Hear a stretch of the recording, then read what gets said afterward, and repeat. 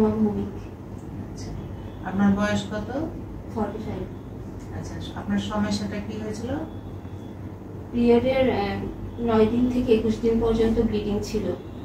আচ্ছা, তারপরে হিমোগ্লোবিন করা গেছিল? হ্যাঁ, মেডিসিনের ডাক্তার দেখিয়েছিলাম। তো উনি সিবিসি টেস্ট দেওয়াতে ওখানে হিমোগ্লোবিন কম ছিল। তো উনি তখন কত ছিল মা?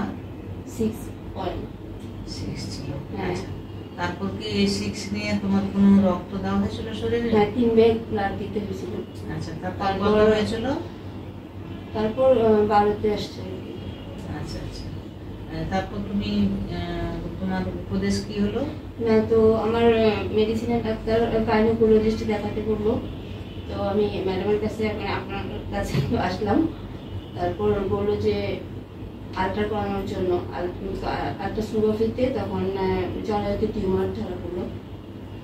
2 ধরনের টিউমার। আচ্ছা, তো টিউমার ধরা পড়লে আপনার সাজেশন কি হলো? অপারেশন করার জন্য। আচ্ছা, আপনার কি পদ্ধতিতে অপারেশন করা হয়েছে? ল্যাপ্রোস্কোপি। আচ্ছা, এটাতে আপনি বাড়ি কবে গিয়েছেন ল্যাপ্রোস্কোপি করার পর? 3 দিন। 3 দিন ছিলেন না 2 দিন ছিলেন? আমি 3 দিন চলে। আচ্ছা, কেন ছিলেন? অ্যান্টিবায়োটিক দেওয়া হচ্ছিল? স্যালাইন চলছিল, অ্যান্টিবায়োটিক। আচ্ছা, এখন আপনার কেমন লাগে? এখন ঠিক আছে মোটামুটি। আচ্ছা, তো আপনার যে টিউমারগুলো ছিল এগুলো কিন্তু অনেক বেশি ছিল। হ্যাঁ, জরায়ুতে ফাইব্রয়েড নামের টিউমার 11টি ছিল, আর অ্যাডেনোমায়োসিসও ছিল। হ্যাঁ, ঠিক আছে। তো সব কিছু আপনার পরীক্ষা করতে দিয়েছিলাম হিস্টোপ্যাথোলজি। রিপোর্টে কি আসছিল? ঠিক ছিল, কোনো সমস্যা ছিল না। টিউমার ধরা পড়ে নাই রিপোর্টে? হ্যাঁ, রিপোর্টে টিউমার ছিল, কিন্তু মানে অন্য কোনো সমস্যা ছিল না। আচ্ছা, 2 ধরনের টিউমার। হ্যাঁ, 2 ধরনের টিউমার ঠিক আছে।